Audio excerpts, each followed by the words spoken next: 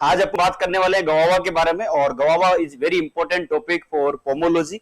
और पोमोलॉजी के अंतर्गत हमने क्या पढ़ा था, फ्रूट स्टडी चल रही थी अपनी, और मैंने आपको मैंगो के बारे में बता दिया है, और उसके बाद में मैंगो के बाद में पपाया के बारे में बता दिया है। तो जो दो तीन इंपॉर्टेंट फ्रूट्स थे मैंने आपको उनके बारे में बता दिया है। पार्ट फर्स्ट के अंदर मैंगो के बारे में डिस्कस किया था, सेकंड मैंगो के बारे में डिस्कस किया था, उसके बाद में पपाया के बारे में डिस्कस किया, और एक इंपॉर्टेंट फ्रूट्स के बारे में आज अपन डिस्कस करने वाला है। और यहां से एग्जाम में एग्रीकल्चर सुपरवाइजर हो या अदर कोई भी कॉम्पिटिटिव एग्जाम हो, चाहे वो फाउंडेशन कोर्स हो एग्रीकल्चर का, वहां से ये गवावा से जरूर एक क्वेश्चन पूछा जाता है। और ये अपन बात करें तो उष्ण और उपोष्ण दोनों जलवायु के लिए जो अपने राजस्थान की जलवायु वहां के लिए सबसे सर्वाइवल है। और आपको पता है अमरूद सबसे ज्यादा कहां पर होता है, सवाई माधोपुर के अंदर होता है प्रोडक्शन सबसे ज्यादा राजस्थान में। तो और भारत के बारे में बात करें तो सबसे ज्यादा प्रोडक्शन यूपी के अंदर होता है, इलाहाबाद रीजन के अंदर, और वहां पे एक जगह पड़ती है सारंगपुर। तो वहां पे guava is very important fruits for Uttar Pradesh. और राजस्थान में सबसे ज्यादा कौन से जिलों में होता है, सबसे ज्यादा हम सवाई माधोपुर के बारे में बात करें तो उसमें होता है। तो आज अपन डिस्कस करने वाले हैं, और ये डिस्कस बहुत इंपॉर्टेंट डिस्कस है। इसके बारे में अपना जो टॉपिक है वो कौन सा है आपको मैं लिख देता हूं ऊपर, और स्क्रीन पर आपको पता होना चाहिए। इसके बारे में अपन डिटेल से स्टडी करेंगे, और वो कौन सा है, अमरूद। अमरूद के बारे में अपन देखेंगे। अमरूद को बोलते हैं गवावा। अमरूद को क्या बोला जाता है, गवावा। अमरूद को क्या बोला जाता है, गवावा। और ये जो गवावा है, इस गवावा के बारे में अपन बात करें तो सबसे पहले इसके क्लासिफिकेशन के बारे में बात करने वाले हैं। किसके बारे में बात करने वाले हैं, क्लासिफिकेशन के बारे में बात करने वाले हैं। क्लासिफिकेशन का मतलब होता है वर्गीकरण। और वर्गीकरण में सबसे पहले अपन किसके बारे में बात करेंगे, अब सबसे पहले अपन बात करेंगे क्लासिफिकेशन में अपन इसके बोटनिकल नाम के बारे में बात करेंगे। क्या सर बोटनिकल नाम पूछा जाता है? बिल्कुल पूछा जाता है, तो इसलिए बहुत इंपॉर्टेंट है। इसके बोटनिकल नाम के बारे में अपन बात करें तो इसका जो बोटनिकल नाम होता है सीडियम गवावा। सीडियम याद रखना क्या है, सीडियम गवावा होता है। और ये जो गवावा जावा होता है ये इसका बोटनिकल नेम है। उसके बाद में इसके कुल के बारे में बात करें, किसके बारे में बात करें, कुल के बारे में। और इसका जो कुल होता है वो कुल क्या होता है, मिरिटेसी होता है। कौन सा होता है, मिरिटेसी। और मिरिटेसी जो कुल होता है वो होता है। उसके बाद में अपन बात करें गुणसूत्रों की संख्या के बारे में बात करें, क्रोमोजोम नंबर के बारे में अपन बात करें, और गुणसूत्रों की जो संख्या होती है वो 2n बराबर कितनी होती है, 22 होती है। कितनी होती है, 2n बराबर कितनी होती है, 22 होती है। और एक चीज और ध्यान रखना है, इसकी जो उत्पत्ति स्थान के बारे में अपन बात करें, किसके बारे में बात करें, उत्पत्ति स्थान के बारे में अपन बात करें। और इसका जो उत्पत्ति स्थान है वो क्या है, उत्पत्ति स्थान के बारे में अपन देखें। और उत्पत्ति स्थान क्या है, अमेरिका। अमेरिका क्या है, इसका उत्पत्ति स्थान है, ये आपको पता होना चाहिए। अमेरिका क्या है, इसका उत्पत्ति स्थान है। और उसके बाद में इसके फल के प्रकार के बारे में बात करें, किसके बारे में बात करें, फल के प्रकार के बारे में। और जो फल का प्रकार होता है वो किस तरीके का होता है, सरस प्रकार का होता है। कैसा होता है, सरस प्रकार का होता है, ये आपको पता होना चाहिए। दूसरी कंडीशन अपन देखें तो सर इसमें एक चीज और पूछी जाती है, खाने योग्य भाग के बारे में अपन बात करें। खाने योग्य भाग के बारे में अपन बात करें, खाने योग्य भाग के बारे में अपन बात करें तो इसका जो खाने योग्य भाग होता है वो कौन सा होता है, ये आपको पता होना चाहिए।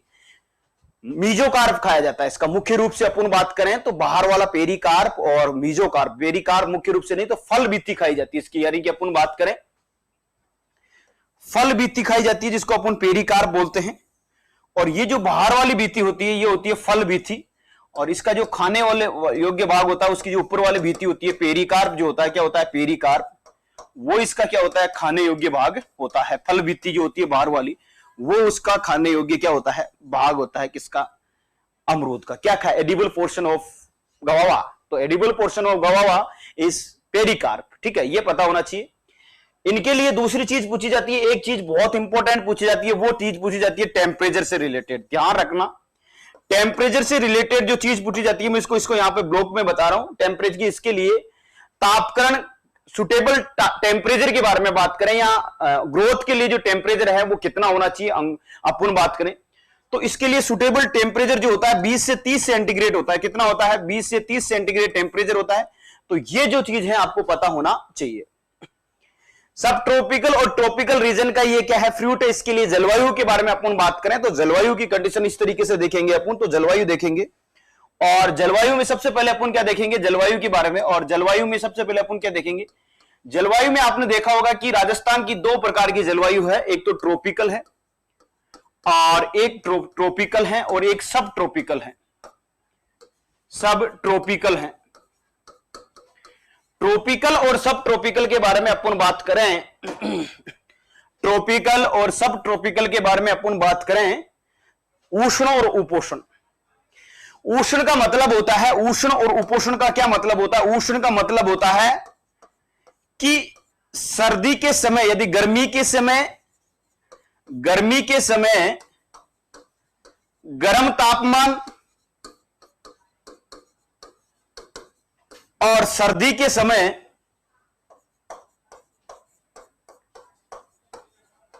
कम टेम्परेचर, कम तापमान, और यहां पे सब ट्रॉपिकल में सूक्ष्म फल जो आते हैं, जो ड्राई यानी कि गर्मी के समय बहुत ज्यादा अधिक टेम्परेचर है, जैसे खजूर है, ये सारे, तो दोनों का जो मिलाप है वो कौन सा हो गया? सब ट्रॉपिकल हो गया। उष्ण और उपोष्ण दोनों को मिला के दोनों में ग्रो कर सकते हैं। जिनके लिए सूक्ष्म जलवायु बहुत क्या होती है? जरूरी होती है, वो सब ट्रॉपिकल में आते हैं। किस में आते हैं? सब ट्रॉपिकल में आते हैं। तो जो गवावा होता है उसके लिए जो जलवायु होती है वो ट्रॉपिकल और सब ट्रॉपिकल होती है। ये आपको पता होना चाहिए कि उष्ण और उपोष्ण दोनों जलवायु में ये सर्वाइव कर जाता है मुख्य रूप से। इसके बाद में इसे एप्पल ऑफ ट्रॉपिक्स नाम से जाना जाता है, गरीब का सेब बोलते हैं इसे। इसका जो उपनाम है वो भी पूछा जाता है, बहुत बार एग्जामों में पूछा गया है उपनाम, और वो जो उपनाम पूछा जाता है, ध्यान रखना, या इस तरीके से ब्लॉक के अंदर बता रहा हूं मैं, उपनाम के अंदर अगर पूछा जाता है तो एप्पल ऑफ ट्रॉपिक्स बोलते हैं इसको। क्या बोला जाता है? एप्पल ऑफ ट्रॉपिक्स बोला जाता है। एप्पल ऑफ ट्रॉपिक्स बोला जाता है। दूसरा इसका नाम इसको बोला जाता है, अपन बात करें, गरीबों का सेब बोला जाता है। क्या बोला जाता है? गरीबों का सेब बोला जाता है। तो ये जो दो कंडीशन है ये आपको पता होनी चाहिए कि इसका जो उपनाम है वो क्या है।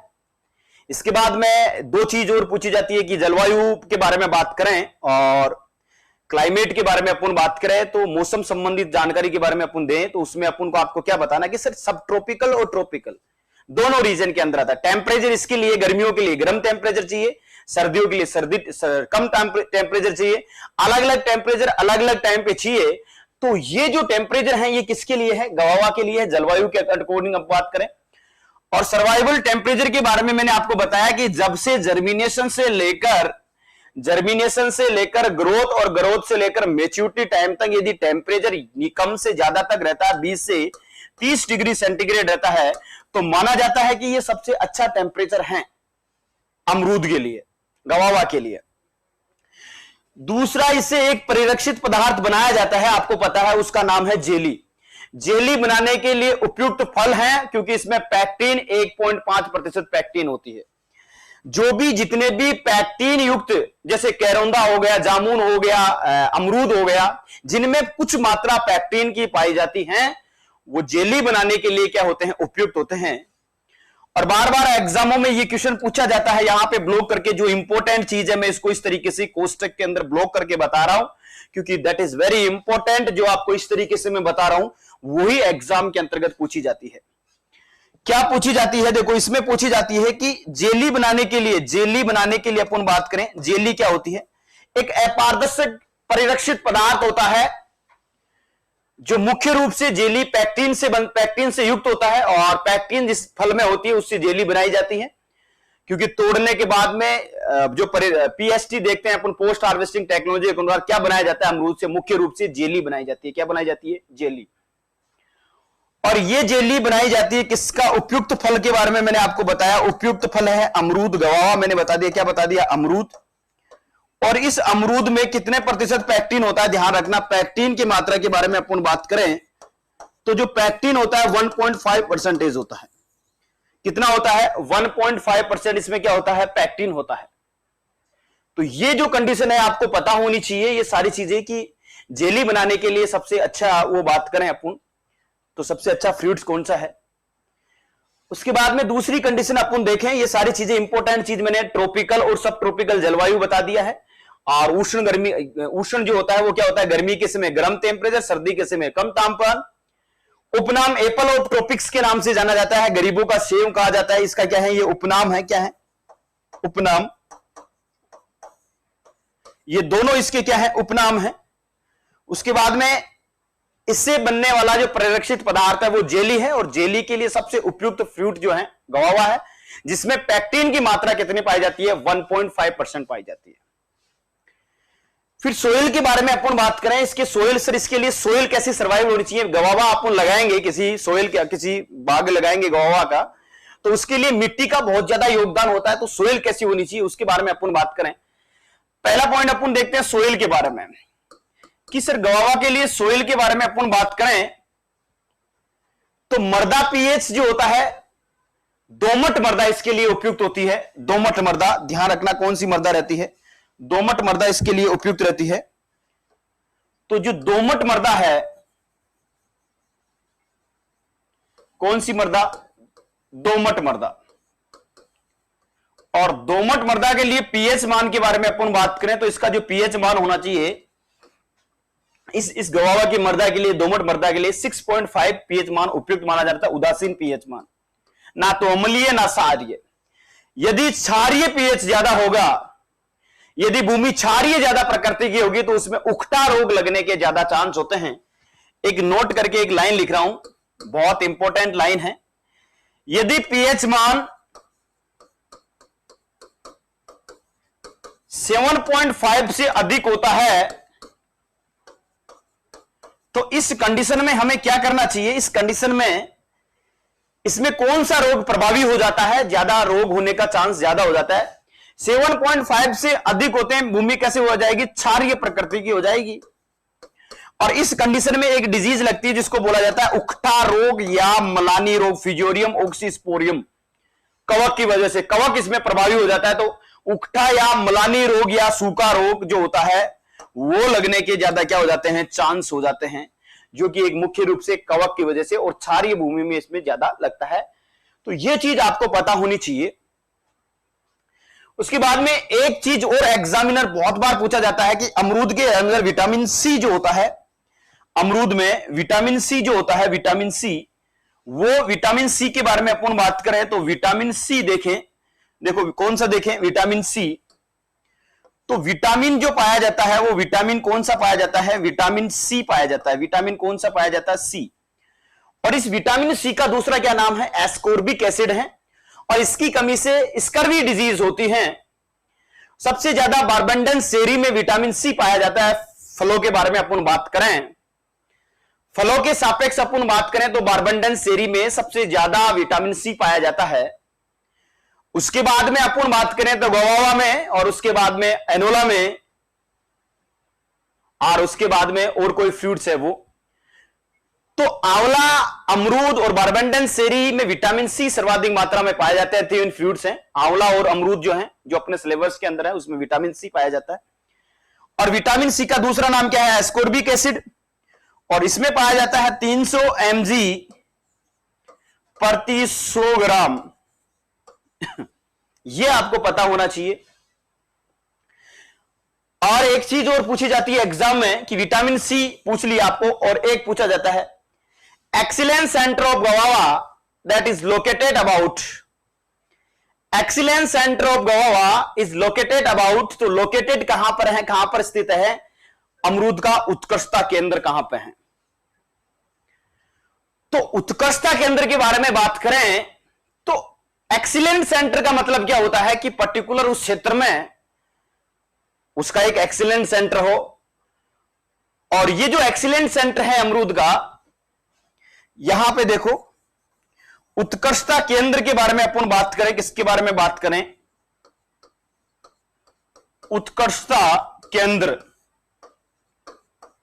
और इसका अमरूद का उत्कृष्टता केंद्र के बारे में अपन बात करें तो इसका जो उत्कृष्टता केंद्र है वो कहां पर है? वो देवड़ावास टोक के अंदर है। कहां पर है? देवड़ावास टोक के अंदर। देवड़ावास टोक के अंदर, देवड़ावास टोक के अंदर है, इसका ध्यान रखना, उत्कृष्टता के अंदर।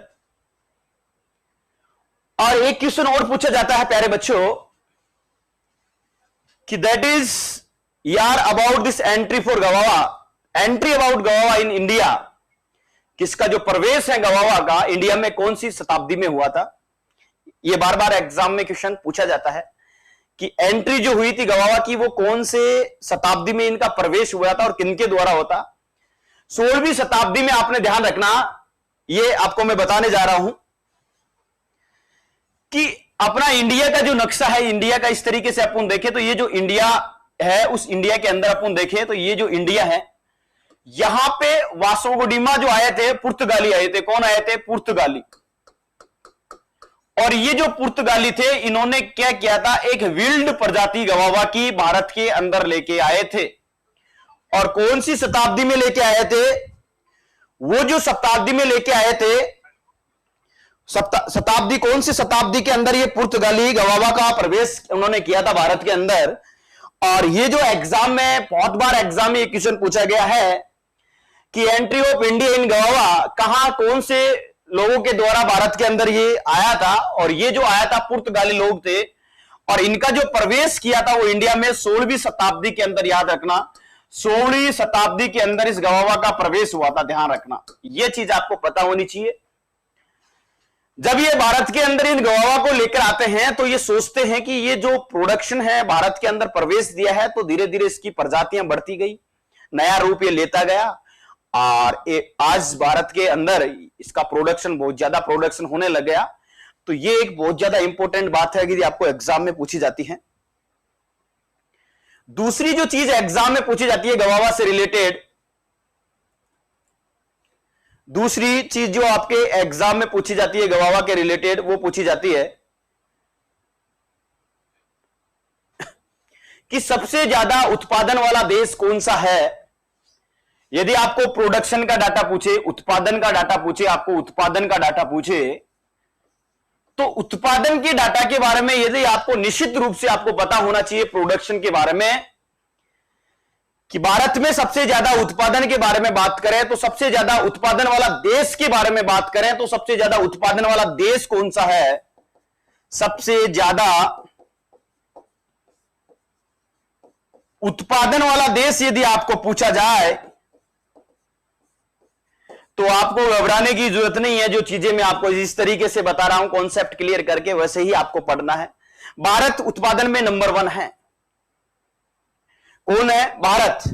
सबसे ज्यादा उत्पादन वाला देश कौन सा है? भारत है। और उसके बाद में भारत में सबसे ज्यादा उत्पादन कौन से राज्य में होता है? भारत के बारे में बात करें, भारत के सापेक्ष अपन बात करें तो यूपी में प्रोडक्शन जो होता है इलाहाबाद के अंदर। कहां पर होता है? इलाहाबाद के अंदर। और इलाहाबाद में एक जगह पड़ती है जिसका नाम है सारंगपुर, वहां पे इसका प्रोडक्शन ज्यादा होता है। यदि राजस्थान का डाटा पूछे तो राजस्थान में अमरूद का प्रोडक्शन जो होता है राजस्थान में, वो कहां पे होता है? वो जो होता है राजस्थान के सापेक्ष अपन बात करें तो सवाई माधोपुर अपना जिला है राजस्थान के अंदर, आपको सुना होगा सवाई माधोपुर के बारे में। वहां पे इसके जो ओरचाट है, डेवलपिंग ओरचाट है, बहुत शानदार तरीके के डेवलपिंग ओरचाट है, वहां पे अमरूद सबसे ज्यादा होता है। तो कौन सा जिला है राजस्थान में? सवाई माधोपुर है, ध्यान रखना। ये चीजें आपको याद रखनी है और यही चीजें आपके एग्जाम में पूछी जाती हैं। यानी कि आपको कॉन्सेप्ट ज्यादा क्लियर के साथ साथ आपको प्रोडक्शन डाटा आपको पता होना चाहिए कि कौन सा फ्रूट कौन राजस्थान में कौन सी जगह पर सबसे ज्यादा होता है।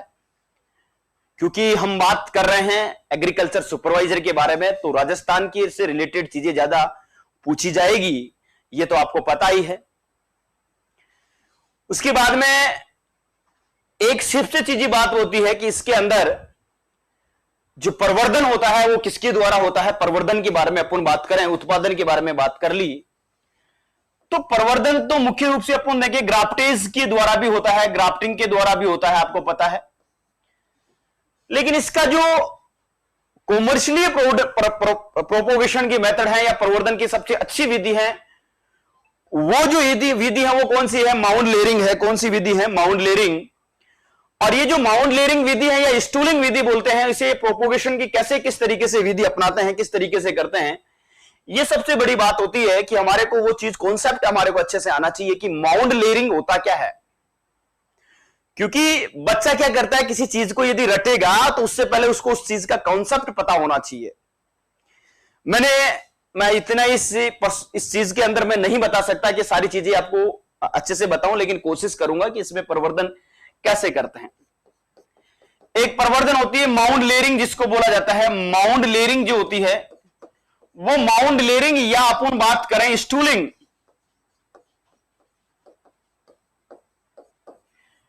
ये जो प्रवर्धन की विधि है स्टूलिंग या माउंट लेयरिंग, ये प्रवर्धन की विधि है। और इसमें अपन कैसे करते हैं, देखो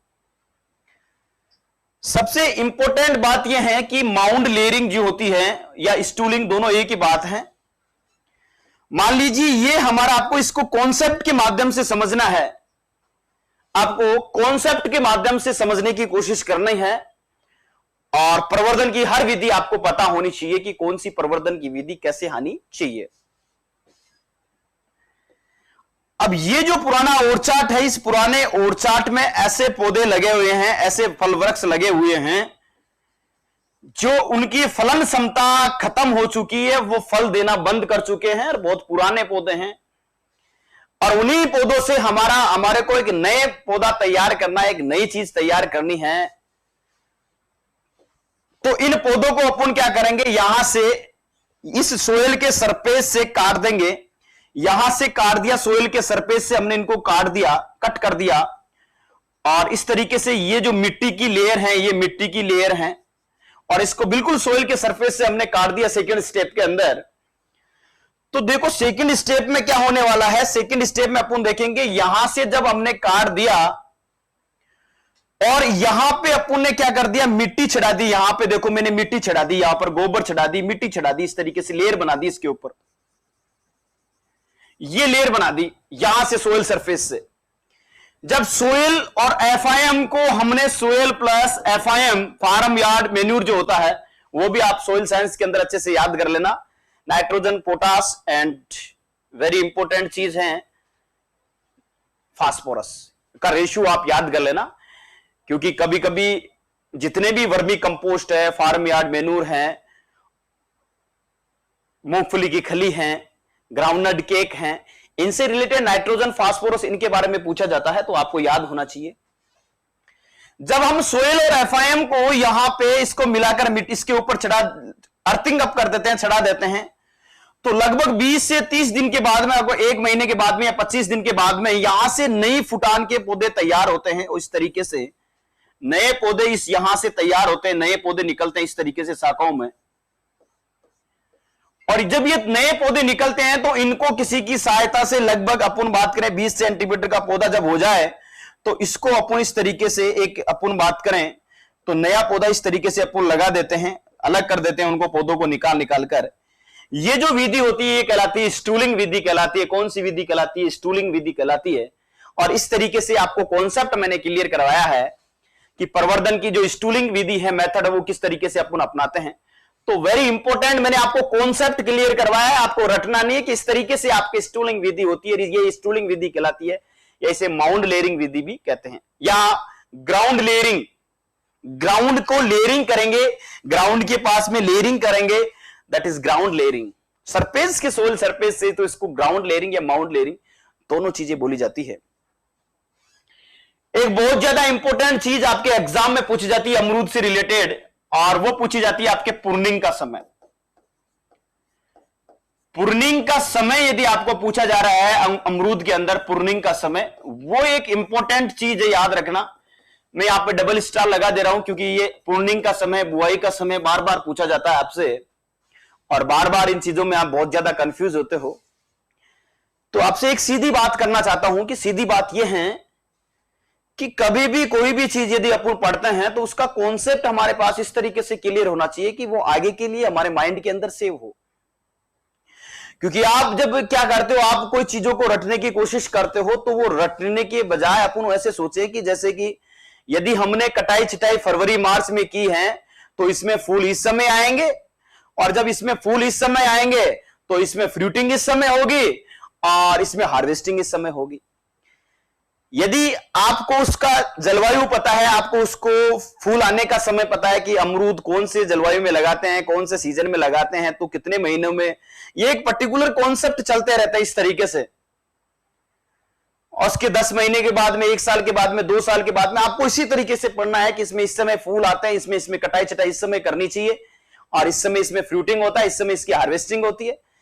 ये एक कॉन्सेप्टली हमारे को इस पर्टिकुलर फ्रूट्स के बारे में कॉन्सेप्टली पता होना चाहिए, क्योंकि हम राजस्थान में रहते हैं, सब ट्रॉपिकल ट्रॉपिकल है राजस्थान में, सवाई माधोपुर में ये होता है, तो वहां पे अपन प्रैक्टिकल देखे तो वहां तो प्रत्येक जो बाग में उड़चाट में काम करने वाला वो बता देगा कि इस मौसम के अंदर इस महीने में तो ये आता है, इस महीने में ये आता है, इस समय हमें उर्वरक देते हैं। तो प्रवर्धन का समय यदि आपको पूछा जाए गवावा के अंदर तो फरवरी मार्च याद रख लेना। फरवरी मार्च इसमें क्या होता है, प्रवर्धन होता है, ध्यान रखना, फरवरी मार्च याद रख लेना। कब होता है इसमें प्रवर्धन, फरवरी मार्च में होता है। यह आपकी इंपॉर्टेंट बात है, यही पूछी जाती है। सॉरी, प्रवर्धन का समय नहीं, प्रूनिंग का समय पूछा जाए, सॉरी प्रूनिंग का समय आपको पूछा जाए तो कटाई छटाई जिसको बोलते हैं वो फरवरी मार्च। इसके बाद में इसमें प्लांटिंग कब करनी चाहिए, रोपण कब करना चाहिए, प्लांटिंग कब करनी चाहिए, प्रूनिंग का समय बता दिया।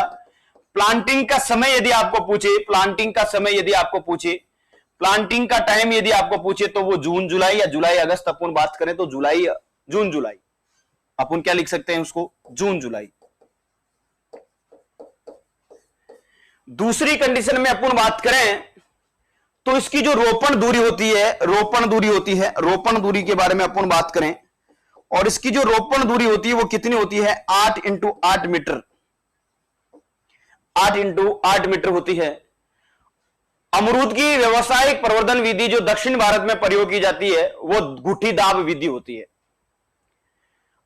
अमरूद की व्यवसायिक प्रवर्धन विधि जो दक्षिणी भारत में सबसे ज्यादा प्रयोग की जाती है वो कौन सी विधि होती है, गुठी विधि होती है।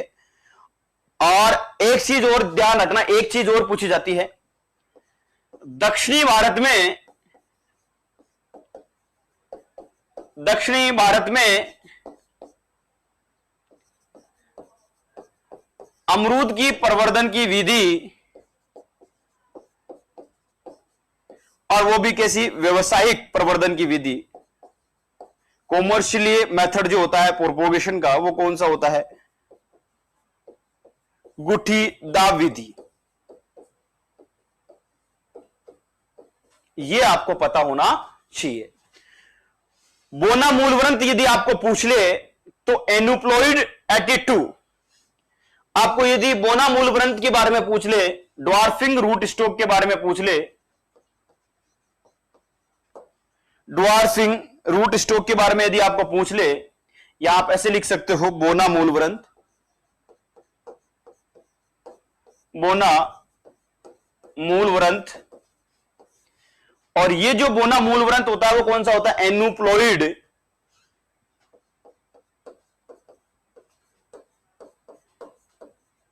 एनुप्लॉइड एटीट्यू, ये इसका बोना मूलवृंत होता है। दूसरी बात करूं लखनऊ 49 सरदार जो हैं, दूसरी में बात करूं L49 और जिसका दूसरा नाम है सरदार,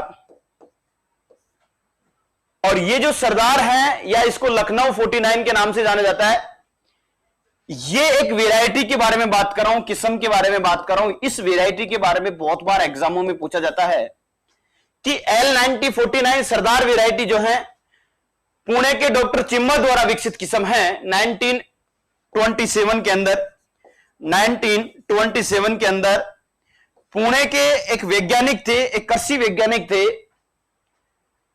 में डॉक्टर याद रखना इस वैज्ञानिक का नाम चिम्बा द्वारा, चिम्मा।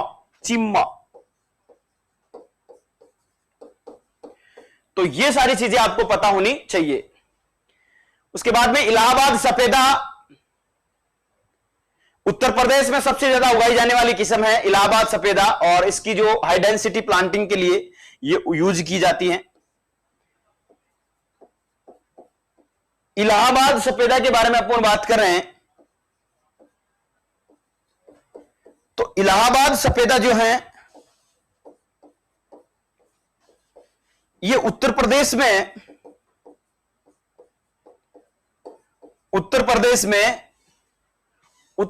में सबसे ज्यादा उगाई जाने वाली किस्म है,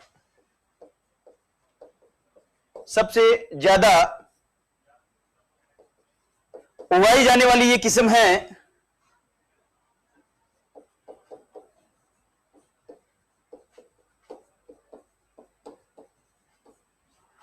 तो ये सारी चीजें आपको पता होनी चाहिए गवावा के बारे में कि लखनऊ 49 जिसका नाम है सरदार, और ये सरदार जो है 1927 में एक पुणे एग्रीकल्चर कृषि विश्वविद्यालय जो है पुणे में, वहां के कृषि वैज्ञानिक थे डॉक्टर चीमा, उनके द्वारा विकसित की गई थी। क्योंकि ऐसी चीजें ही बार बार एग्जामों में रिपीट होती है, तो आपको पता होना चाहिए। ड्वार्फिंग रूट स्टॉक के बारे में यदि आपको पूछे तो एनुप्लॉइड 82 इसका ड्वार्फिंग रूट स्टॉक है। इलाहाबाद सफेदा के बारे में पूछे तो इस हाई डेंसिटी प्लांटिंग के लिए इसकी पौधरोपण जो होता है R/P है। R का मतलब होता है रो और प्लांटिंग का मतलब होता है 6, प्लांटिंग R/P। तो 3x6 लेते हैं, रो पंक्ति से पंक्ति की दूरी और पौधे से पौधे की दूरी 3x6 लेते हैं। उसके बाद में अगली वैरायटी के बारे में बात करें तो अगली जो वैरायटी है उसका नाम है चित्तीदार, विकास इलाहाबाद में। किस्मों के बारे में अपन बात कर रहे हैं। किस्मों के बारे में 2 किस्मों के बारे में मैंने बात कर ली है, और किस्मों के बारे में अपन बात करें वैरायटीज के बारे में। चित्तीदार, चित्तीदार जो है धारियां होती है उसके ऊपर, और विकास इसका कहां पर होता है? इलाहाबाद में। बेहद कोकोनट,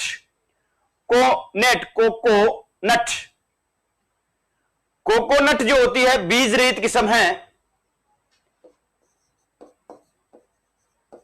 बेंट कोकोनट जो होती है, bent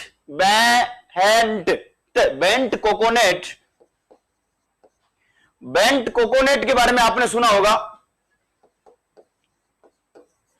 bent coconut seedless variety है किसकी है? ऑफ गवावा। ये आपको पता होना चाहिए कि seedless variety of गवावा bent coconut है। कौन सी है? Bent coconut. बनारसी सुरका एक वैरायटी और नाम सुना होगा आपने, बनारसी सुरका। और बनारसी सुरका के बारे में अपन बात करें तो बनारसी सुरका जो वैरायटी होती है वो बीज रहित सीडलेस वैरायटी है। ये मैंने आपको बेंट कोकोनट के बारे में बता दिया।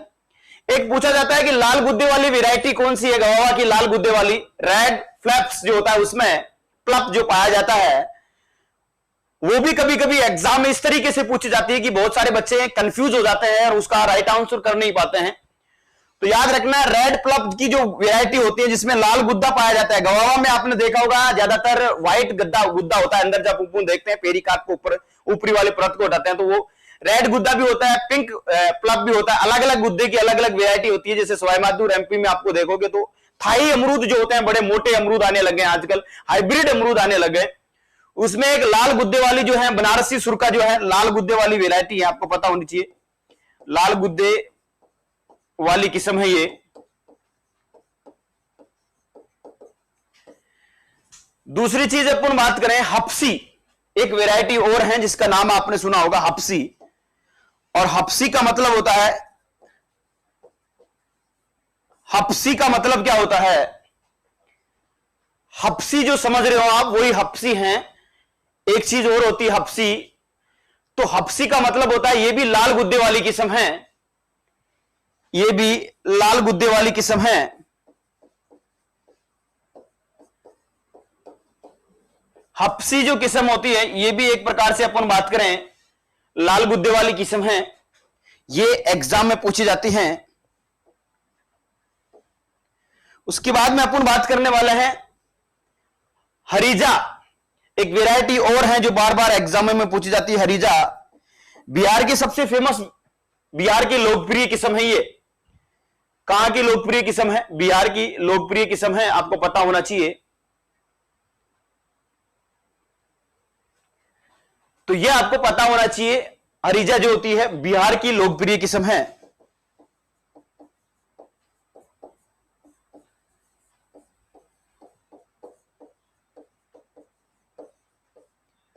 बिहार की क्या है? लोकप्रिय किस्म है। महाराणा प्रताप कृषि विश्वविद्यालय के द्वारा विकसित किसे? MPUT 5, MPUT 5-1, MPUT 5-2, MPUT से विकसित किस्म याद रख लेना। महाराणा प्रताप कृषि विश्वविद्यालय से MPUT 5-1 जो है 5-2, ये MPUT से विकसित किस्म है। अमरूद की किस किस्म वाले फलों पर लाल रंग के बिंदु या निशान दिखाई देते हैं? यह भी आपको पता होना चाहिए कि अमरूद की किस किस्म वाले फलों पर लाल रंग की बिंदु या निशान दिखाई देते हैं, रेड रेड कलर के डॉट डॉट दिखाई देते हैं। यह भी एग्जाम में पूछे जाते हैं। और वो जो वैरायटी है, वो वैरायटी आपको पता है एमपीटी से विकसित वैरायटियां हैं। अब अपन बात करें संकरित किस्मों के बारे में, वो वैरायटी चित्तीदार है कि अमरूद की किस किस्म वाले फलों पर लाल रंग की बिंदु या निशान दिखाई देते हैं। यह एग्जाम में क्वेश्चन पूछा जाता है। लाल रंग की बिंदु व निशान दिखाई देते हैं, वो आपने सुना होगा। एक वैरायटी है जिसका नाम है चित्तीदार वैरायटी। तो ये चीजें आपको पता होनी चाहिए। उसके बाद में सेंट्रल इंस्टीट्यूट ऑफ सब ट्रॉपिकल हॉर्टिकल्चर ने एक तकनीकी विकसित की जिसमें पौधे 1 से 1:1 मीटर पर लगाए जाते हैं और प्रति हेक्टेयर पौधों की संख्या लगभग 5000 तक हो सकती है।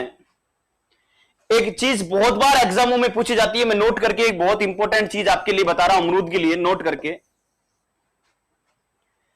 कि सेंट्रल इंस्टीट्यूट सब ट्रॉपिकल हॉर्टिकल्चर जो कहां पर है, लखनऊ में है, CISH केंद्रीय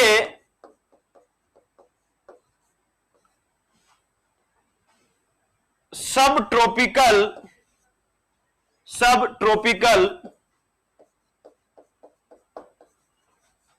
हॉर्टिकल्चर अनुसंधान संस्थान जो है, या केंद्रीय,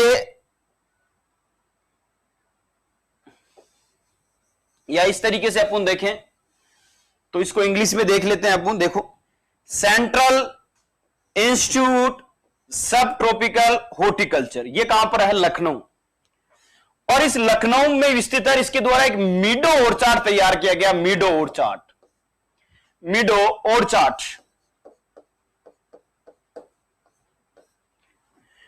और मीडो ऑर्चार्डिंग के द्वारा यहां के एक तकनीक के द्वारा मीडो ऑर्चार्ड, और एक तकनीक के द्वारा विकसित की गई सेंट्रल इंस्टीट्यूट सब ट्रॉपिकल हॉर्टिकल्चर ने मीडो ऑर्चार्ड तकनीक विकसित की गई भारत के अंदर, मीडो ऑर्चार्ड टेक्निक, जिसमें 1:2, जिसमें क्या करते हैं, 1:2, जिसमें पौधे 1:2 मीटर पर लगाए जाते हैं। पौधे जो होते हैं 1:2 मीटर स्क्वायर पर लगाए जाते हैं।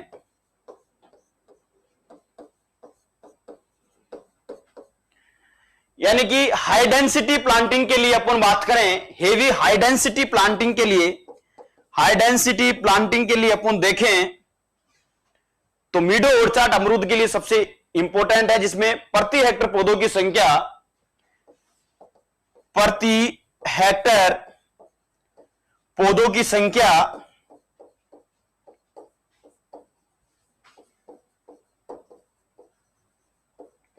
जो होती है लगभग 5000 होती है, 5000 पौधों की संख्या होती है।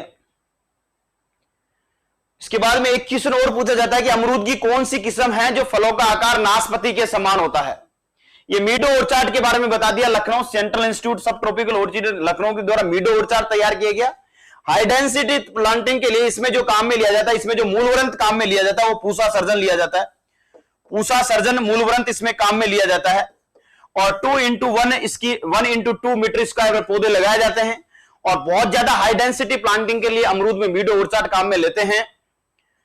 उसके बाद में एक चीज और पूछी जाती है कि एक चीज की कौन सी अमरूद की कौन सी किस्म है जिसके फलों का आकार नाशपाती के समान होता है।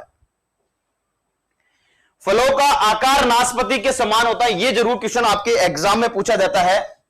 यहां पे लिख देता हूं, अमरूद की कौन सी किस्म है, अमरूद की कौन सी किस्म जिसमें फलों का आकार, फलों का आकार नाशपाती के समान होता है, वो कौन सी है? नासिक। फलों का आकार नाशपाती के समान होता है, उसका वो जो है वो कौन सी किस्म है? नासिक है। और भंडारण के लिए उपयुक्त तापमान और आर्द्रता कितनी होती है? भंडारण के लिए अपन बात करें, भंडारण के बारे में अपन बात करें तो भंडारण के लिए, स्टोरेज के बारे में अपन बात करें तो भंडारण के लिए उपयुक्त टेम्परेचर के बारे में अपन बात करें तो इसमें ध्यान रखना 7 से 8 डिग्री सेंटीग्रेड, 7 से 8 डिग्री सेंटीग्रेड इसका भंडारण के लिए टेम्परेचर होता है। और 90% इसकी में क्या होती है? 90% इसमें क्या होती है? आर्द्रता, नमी, रिलेटिव ह्यूमिडिटी। तो भंडारण के लिए उपयुक्त टेम्परेचर और आर्द्रता के बारे में बात करें, ये तो क्या हो गया? तापमान, और ये क्या हो गई? नमी। तो याद रखना ये भंडारण किया जा सकता है अमरूद को। तो ये सारी चीजें मैंने आपको बता दिया। नाशपाती के समान नासिक है। अमरूद में ट्रेनिंग के लिए या सदाई के लिए कौन सी प्रणाली काम में ली जाती है? मॉडिफाइड लीडर प्रणाली। ध्यान रखना अमरूद में, क्योंकि अमरूद भारी घना होता है और घना होने की वजह से हेवी ब्रांचेज लोडिंग जो होती है उसमें बहुत सारी ब्रांचेज निकल जाती है, हेवी हो जाता है पौधा, हेवी ब्रांचेज पौधा हो जाता है। तो उसमें कीट लगने के ज्यादा चांस होते हैं, डिजीज लगने के ज्यादा चांस होते हैं। तो उसमें देखते हुए उसमें प्रूनिंग तो करते हैं, लेकिन एक प्रकार से आकार भी उसे देते हैं जिसको बोलते हैं सदाई। और ये सदाई जो कौन सी प्रणाली काम में ली जाती है? इसमें मॉडिफाइड लीडर प्रणाली काम, बिल्कुल मॉडिफाइड किया जाता है उसको। तो याद रखना मॉडिफाइड और मॉडिफाइड लीडर प्रणाली, ध्यान रखना लीडर प्रणाली, मॉडिफाइड लीडर प्रणाली इसमें यूज करते हैं। उसके बाद में एक और संकर किस्मों के बारे में अपन बात कर लेते हैं। इसके संकर किस्मों के बारे में, हाइब्रिड वेराइटीज के बारे में अपन बात करेंगे। तो जो इसकी हाइब्रिड वेराइटीज होती है वो कौन कौन सी होती है, इसके बारे में भी अपन जिक्र कर लेते हैं। कोहिर सफेद संकर किस्में कौन सी हैं? और संकर किस्मों के बारे में अपन बात करें तो एक है कोहिर सफेद। कोहिर सफेद है, ये कोहिर एएस इलाहाबाद सफेदा से विकसित की गई है। उसके बाद में हाइब्रिड सफेद जाम,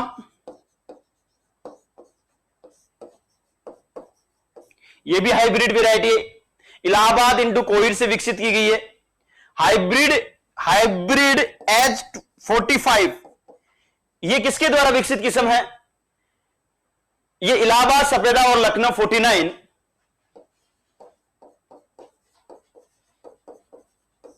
इलाहाबाद सफेदा इंटू L49 के द्वारा विकसित किस्म है।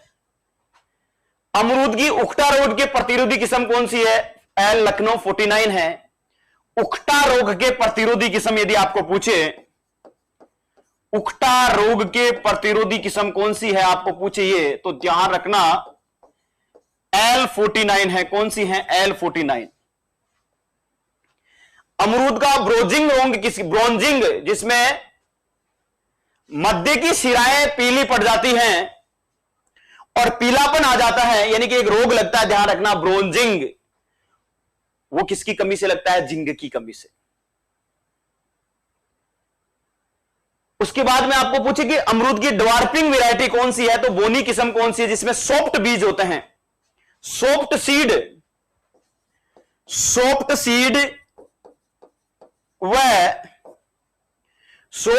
व ड्वार्पिंग किस्म, बोनी किस्म कौन सी है निम्न में से? बोनी किस्म अमरूद की, तो वो कौन सी है? अर्का मर्दुला। कौन सी है? अर्का मर्दुला। ये सारी चीजें आपको मैंने जानकारी दे दी हैं। उसके बाद में आपको रोग के बारे में पूछे, रोग कौन सा लगता है इसमें? अमरूद में ब्रोंजिंग रोग लगता है जिंक की कमी से, क्योंकि इसकी जो मध्य सिराएं होती है, ब्रोंजिंग में इसकी जो मध्य सिराएं होती है वो मध्य शिरा में पीलापन हो जाता है, और मध्य शिलाओं में जो पीलापन होता है उसे ब्रोंजिंग कहते हैं। किसका क्या कहते हैं? ब्रोंजिंग। और ब्रोंजिंग किसकी कमी से होता है? ब्रोंजिंग किसकी कमी से होता है? ब्रोंजिंग जो होता है वो जिंक की कमी से होता है, जिंक की कमी से होता है। यह आपको पता होना चाहिए।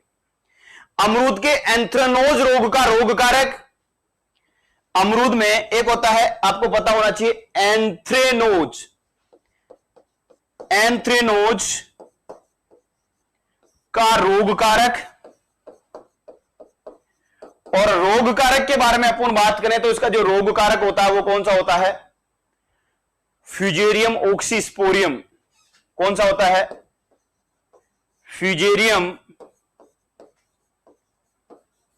ऑक्सीस्पोरियम।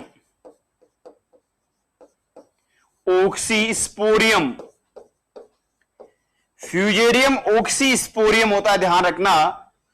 एंथ्रेनोकोनोग्स जो होता है रोग कारक वो फ्यूजेरियम ऑक्सीस्पोरियम होता है। और अमरूद के ये जो रोग कारक होता है ये विल्ट रोग होता है। ये किसके द्वारा होता है? ये जो एंथ्रेकोज का रोग कारक नहीं है, ये विल्ट है, ध्यान रखना, या सूखा रोग। विल्ट रोग, विल्ट का रोग कारक, विल्ट का रोग कारक। तो विल्ट जो होती है, सूखापन जो होता है अमरूद में, जो अपन मलानी रोग जो होता है वो फ्यूजेरियम ऑक्सीस्पोर में होता है। और एंथ्रेकोज किसकी वजह से होता है? एंथ्रेनोज अपन बात करें, एंथ्रेनोज जो होता है वो होता है कोलेटोट्राइकम। कोलेटोट्राइकम,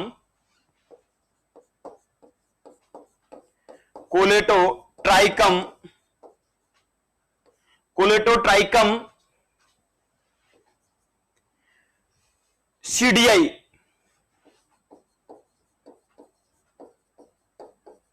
ये सारी चीजें आपको पता होनी चाहिए।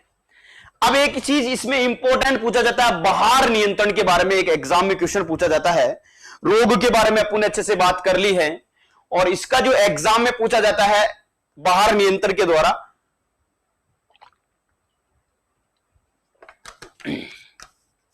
तो लास्ट अपन उपज के बाद में, लास्ट में उपज रोग देख लिए, लेकिन एक चीज हमने भूल गए हैं, इसके बहार उपचार देखेंगे। बहार उपचार, सबसे पहले तो आपको यह पता होनी चाहिए कि इसमें कितनी बहार आती है। सर बहार क्या होता है?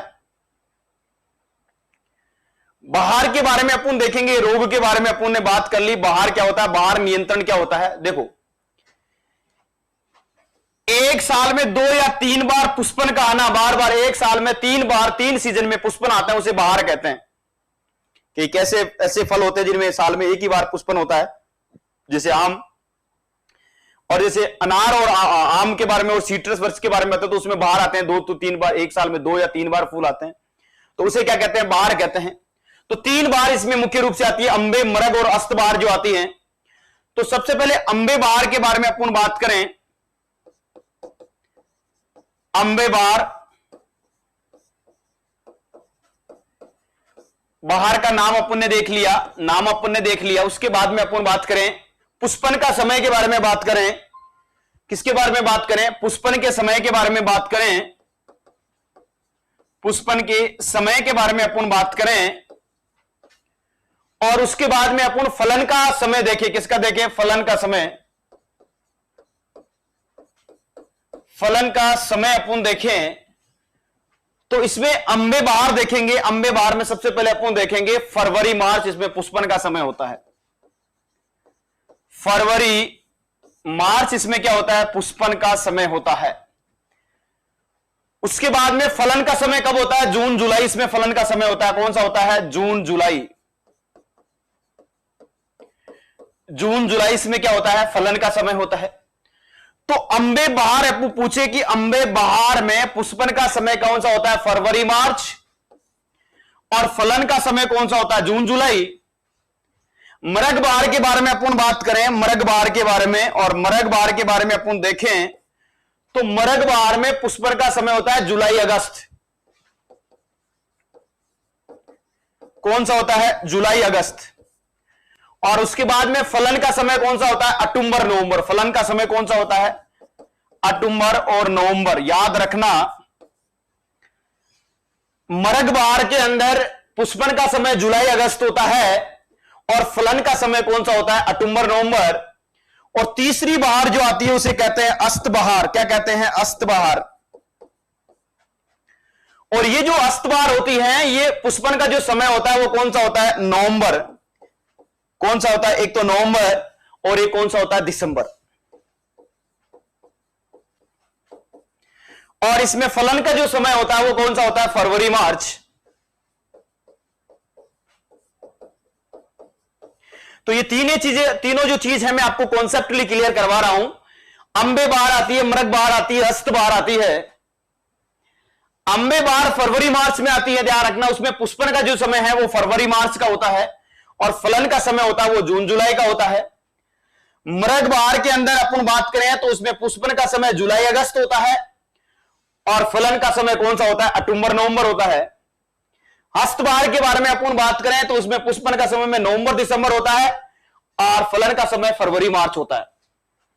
अंबे फरवरी मार्च जून जुलाई, फरवरी मार्च जून जुलाई, जुलाई अगस्त और उसके बाद में अक्टूबर नवंबर, फरवरी मार्च जून जुलाई और जुलाई सितंबर, जुलाई अगस्त, अक्टूबर नवंबर, नवंबर दिसंबर, फरवरी मार्च। अगली बात इसमें पूछी जाती है बहार के दुरात। इसमें मरग बहार के फल मीठे और रोग रहित और सबसे अच्छी बहार है। अंबे बहार में फल मक्खी का प्रकोप अधिक होता है। ध्यान रखना, राजस्थान में कौन सी बहार ली जाती है? अमरूद की मरग बहार ली जाती है। राजस्थान में अपन जो बहार लेते हैं, राजस्थान में बहार जो लेते हैं उसमें लेते हैं मरग बहार। और इसका जो पुष्पन का समय होता है आपको पता है, पुष्पन का जो समय होता है इसमें जुलाई अगस्त होता है। कौन सा होता है? जुलाई अगस्त, जुलाई अगस्त होता है। और फलन का समय होता है इसमें अक्टूबर नवंबर। ये आपको पता होना चाहिए। राजस्थान के लिए, जलवायु के लिए सबसे अच्छी बहार है। मरग बहार के फल कैसे होते हैं? मीठे होते हैं। ध्यान रखना, मीठे फल होते हैं। इसके फल कैसे होते हैं? मीठे होते हैं और रोग रहित होते हैं। ध्यान रखना, रोग रहित होते हैं। ये इंपॉर्टेंट इसका कैरेक्टरिस्टिक्स है। अमरूद में उखड़ा और सूखा रोग के किन मृदाओं में सबसे ज्यादा होता है? अमरूद में उखड़ा और सूखा रोग किन मृदाओं में सबसे ज्यादा होता है? सारी मृदाओं में सबसे ज्यादा होता है। ध्यान रखना, सारी मृदाओं में, सारी मृदाओं में सबसे ज्यादा होता है। ध्यान रखना, सारी मृदाओं में ये होता है और सारी मृदाओं में फ्यूजेरियम ऑक्सीस्पोरियम कवक की वजह से होता है उखड़ा और मलानी रोग। तो और कौन सी बहार में फल मक्खी का प्रकोप अधिक होता है? अंबे बहार में। अंबे बहार में फल मक्खी का प्रकोप क्या होता है? ज्यादा होता है। तो ये भी एग्जाम में क्वेश्चन पूछा जाता है। तो जितनी भी मेरे इंपॉर्टेंट बातें थी अमरूद से रिलेटेड, जलवायु, मृदा की रोग, कीट, इनके अमरूद फ्रूट फ्लाई लगती है, बहार, प्रवर्धन, व्यावसायिक प्रवर्धन और प्रोडक्शन, क्लासिफिकेशन, सारी चीजों के बारे में मैं आपको अच्छे से बता चुका हूं। तो आज की इस क्लास में अपना एक फल टॉपिक जो कंप्लीट होता है, फल वाला, वो अमरूद कंप्लीट होता है। इसके बाद में अपन अनार के बारे में पढ़ेंगे, आंवला के बारे में पढ़ेंगे, बेर के बारे में पढ़ेंगे, जो इंपॉर्टेंट सिट्रस वर्ग के बारे में पढ़ेंगे। तो लगभग अपन कंप्लीट कर देंगे। उसके बाद में अपन किसके बारे में पढ़ेंगे?